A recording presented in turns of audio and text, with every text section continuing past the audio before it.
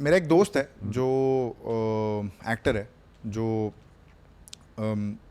Auditions दे रहा है, एड फिल्म्स किया है उसने, अभी वो शोज़ और फिल्म्स के लिए ऑडिशंस कर रहा है. Now I why I set this context is because एक होता है क्राफ्ट, वो ट्रेंड एक्टर है, उसने सीखा है, उसने वर्कशॉप्स किए हैं, वो सीखा है, जानता है, क्राफ्ट जानता है. और दूसरा होता है the famous N word in the industry. अब मैं एन वर्ड तो क्या, मैं नेपोटिज्म की बात कर रहा हूँ. नो नाउ एक होता है कि नेपोकिड अगर है, लेकिन उस बिकॉज ही और she is a nepo kid and does not have the craft but still has the opportunity. Whereas a trained actor जो ऑडिशंस दे रहा है, जो दे रहा है, दिए जा रहा है, जो क्राफ्ट पे बहुत पकड़ है, उसकी मजबूत पकड़ है, लेकिन कहीं ना कहीं बिकॉज ऑफ दैट, अब वो होता है ना कि कोई सीट खा गया किसी का. तो what do you think of this?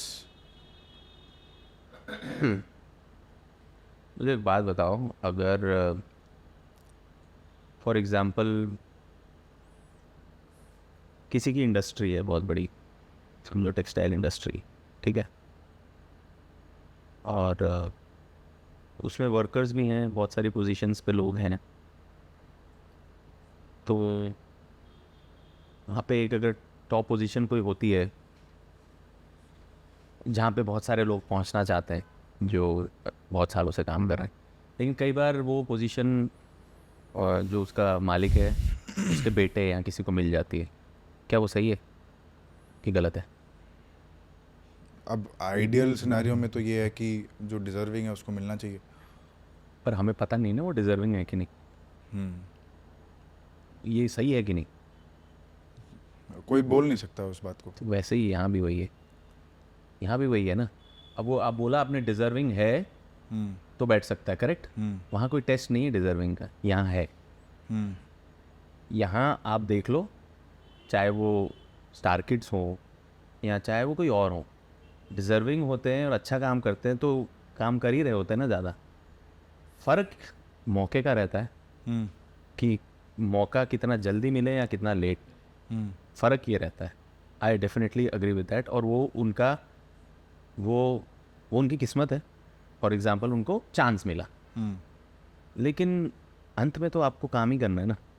Accept तो जनता ही करेगी ना, ये वाली कोई इंडस्ट्री बाकी लोग के एक्सेप्ट करने से तो कोई फ़र्क ही नहीं पड़ रहा ना. पब्लिक को एक्सेप्ट करना है, आदमी तभी चल पाएगा या उसका लॉन्ग रन तभी हो पाएगा अगर पब्लिक एक्सेप्ट करेगी तो ही, वो चाहे फिर स्टार किड हो या फिर ना हो.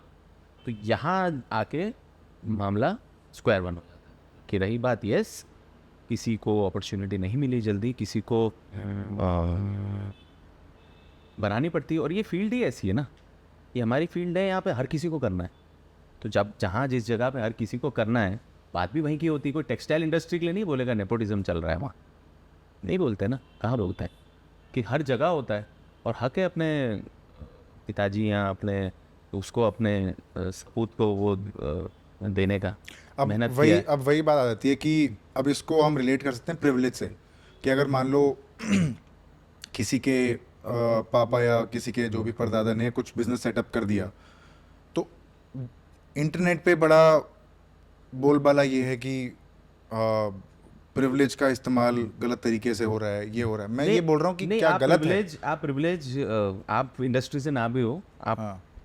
आपने बहुत अच्छा बिजनेस है, आपके पिताजी का जो भी सेटअप है बहुत खूब पैसे हैं, तो आप बनाओ ना फिल्म अपना, अच्छे लोग लेके तरीके से मेहनत करो पहले, फिर बना, फिर देखते हैं. वो भी तो वही हो गया ना. वो एक अलग बात है कि ये तो लाइफ का वो है ना कि किसी के पास कुछ है, किसी के पास कुछ नहीं है. लेकिन किसी के पास कुछ नहीं है, वो उसके लिए मेहनत करके कुछ के क तक तो एटलीस्ट पहुंच ही जाता है. फॉर एग्जांपल संदीप भैया अगर की बात करें, वो आईएएस बनना चाहते हैं और इतनी मेहनत कर रहे हैं, इतना जान छिड़क दी है, पर अगर वो शायद छोड़ देते तो मुझे नहीं लगता कुछ कर रहे होते या परेशान होते या कुछ होते. लेकिन वो करते गए, लड़ते गए, तो कहीं ना कहीं पीसीएस तो बने ना. वो पीसीएस भी काम तो वही कर रहा है ना, बड़े छोटे लेवल पे कर रहा हो, लेकिन ख्याल तो लेबर्स या उस क्लास का जो उसका बचपन से था कि इन लोगों का वो ख्याल रखना चाहता है कि जो जो इस वर्ग के लोग हैं उनके उनके राइट्स ना दबें, तो वो उस लेवल पे भी कर ही रहे हैं। और इवेंचुअली PCS वाले भी 8-10 साल लगते हैं, उनको क्या पता बन जाए, हमें क्या पता, वक्त की बात है। तो ये ऐसा है, बट इसमें कोई वो नहीं है कि क्या सही है क्या गलत है, ये पर्सपेक्टिव है किसी का।